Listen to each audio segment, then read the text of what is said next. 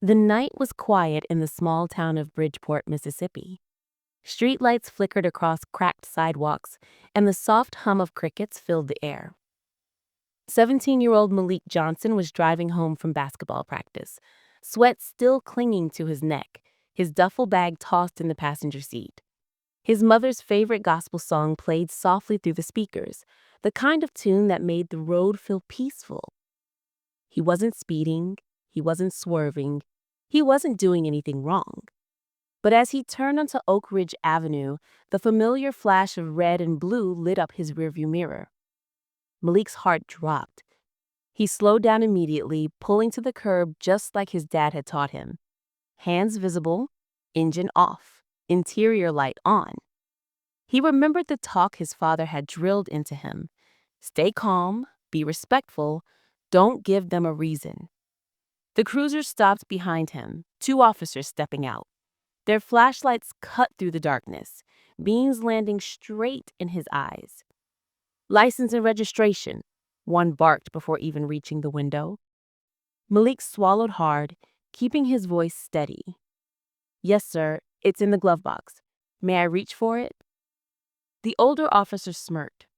Go ahead, but nice and slow. Don't try anything. Malik handed over his license. He could feel the tension thick in the air. The second officer circled the car, flashlight tracing the edges like he was hunting for a reason to pounce. What are you doing out here this late? The older officer asked. Coming from practice, sir. Headed home. Practice? The man's tone turned mocking. You play for that high school team, huh? Must think you're some kind of star. Malik forced a polite nod.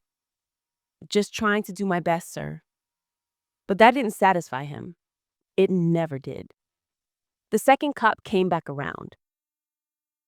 Car smells like weed, he said flatly. Malik's eyes widened. Sir, I don't smoke. There's no... Out of the car. Now. Before he could finish, the door was yanked open. Cold hands gripped his arm and Malik stumbled out into the night air. I didn't do anything, he protested, but his words were swallowed by the thud of his body against the hood, the rough shove of a knee into his back, the barked commands that overlapped in chaos. Stop resisting. I'm not. The first blow came fast, an elbow to his side, then another. The flashlight cracked against his ribs. The world spun, sirens in his head louder than the ones flashing behind him. Somewhere between the shouting and the struggle, Malik's phone slipped from his pocket, landing face down on the pavement, screen still lit. He reached for it instinctively, a plea breaking from his lips. Please, I just need to call my father. The older cop laughed harshly. You think Daddy's gonna save you tonight, boy? But Malik's fingers closed around the phone. He didn't dial 911. He didn't call a friend. He hit one number, the only one that mattered, his father's. And as the phone rang, the older officer raised his flashlight again. The ringing echoed in Malik's ear, loud and desperate between gasps of pain. He could barely keep the phone steady, one hand gripping his ribs where the flashlight had slammed into him. The officer yanked his arm again. I said put the phone down. Malik didn't listen. He couldn't. He whispered through trembling lips, Dad, please, pick up. On the fourth ring, a deep voice answered, smooth, commanding, and calm in a way that only came from years of power and pressure. Malik, son, what's wrong? Malik's words came out between sharp breaths. Dad, police, they pulled me over there. There was a grunt as one officer grabbed the phone. What's this? The cop sneered, holding it to his ear. Who is this? Marcus's tone shifted instantly. Measured, icy, professional. This is Marcus Johnson. And who am I speaking to, officer? The man hesitated, thrown off. This is Officer Reynolds of Bridgeport Police Department. Marcus's voice cut through the line like a blade. Officer Reynolds, You are currently detaining and assaulting my son, Malik Johnson, who has done nothing wrong. I want your badge number, your partner's badge number, and the name of your watch commander right now." The officer blinked, uncertain for the first time. The partner frowned. "Who the hell is that?" Reynolds lowered the phone slightly, whispering, "He said he's Marcus Johnson, the Attorney General." The partner froze. "No way, you're kidding." But Marcus's voice came sharp again from the speaker. "Put me on speaker, officers." The command in his tone left no room for argument. Reynolds hit the button and held the phone between them. "I know exactly where you are," Marcus said, voice calm but deadly. "And I'm on my way. You have less than 5 minutes to get your hands off my son and explain why you stopped him. If I find a single bruise more than he already has, you'll be explaining it to Internal Affairs, the press, and the U.S. Department of Justice. Do I make myself clear?" Reynolds swallowed hard. "Yes, sir." "Good. Now step back and let him breathe." For the first time since the flashing lights appeared, the air felt still. The younger cop loosened his grip. Malik slowly straightened, clutching his side, eyes watering from pain. But now there was something new in his gaze. Power. Fear flickered in the officers' eyes as they exchanged nervous glances. Marcus's voice softened just slightly. "Malik, are you hurt?" "Yes, sir. A little." "Stay put. Keep your phone on. Don't say another word to them. I'll handle this." Then the line went dead. But across town, Marcus Johnson was already out the door, his black sedan roaring to life as he called the Bridgeport police chief directly. "Chief Reynolds, I suggest you get to Oak Ridge Avenue right now, before I get there first."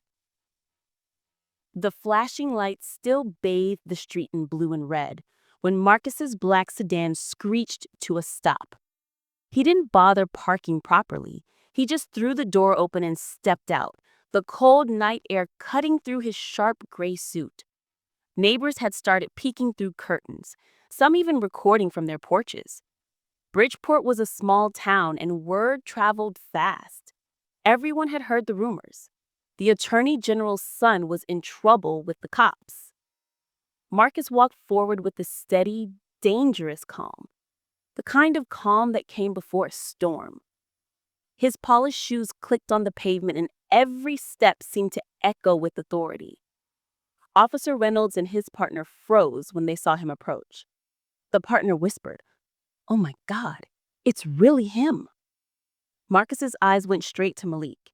His son stood against the hood of the cruiser, bruised, hand trembling. There was dried blood near his lip, his practice jersey torn slightly at the shoulder. For a moment, the Attorney General's mask cracked. He saw not the office, not the title, but his child, his little boy, hurt and scared. He took a deep breath, forcing his composure back. "Malik, come here," he said quietly. Malik stepped forward slowly, eyes wide with relief. Marcus placed a steady hand on his shoulder, checking him over briefly before turning toward the two officers. "Which one of you touched my son?" Neither one spoke. Marcus's gaze was sharp enough to cut glass. "I said, which one of you laid a hand on him?" Reynolds shifted, trying to speak. "Sir, it was just a misunderstanding. We thought we smelled." Marcus stepped closer, his voice low and controlled. "You thought you smelled what, Officer Reynolds? A crime? Or just a young black man driving a nice car in the wrong neighborhood?" The younger officer stammered, We were just doing our job." "Your job? Your job is to protect and serve, not to brutalize and profile. My son was unarmed, compliant, and polite. And you beat him." A hush fell over the street. Even the crickets seemed to stop. Behind Marcus, a second set of sirens approached, slower this time. Official. The police chief's SUV pulled up and out stepped Chief Reynolds, no relation to the officer, a heavy-set man who looked like he wanted to be anywhere else. "Marcus," he said quickly, hands raised. "Let's talk." "There's nothing to talk about," Marcus interrupted, voice like iron. "You will place both of these officers on immediate administrative leave right here, right now." The chief hesitated. "We can handle this internally." Marcus turned slightly, enough for everyone to hear his next words. "You're already past internally, Chief. There are cameras, witnesses, and the Attorney General's office will not tolerate another case of police misconduct swept under the rug. I will personally see to it that the Department of Justice is notified before sunrise." The chief's jaw tightened. He turned to his men.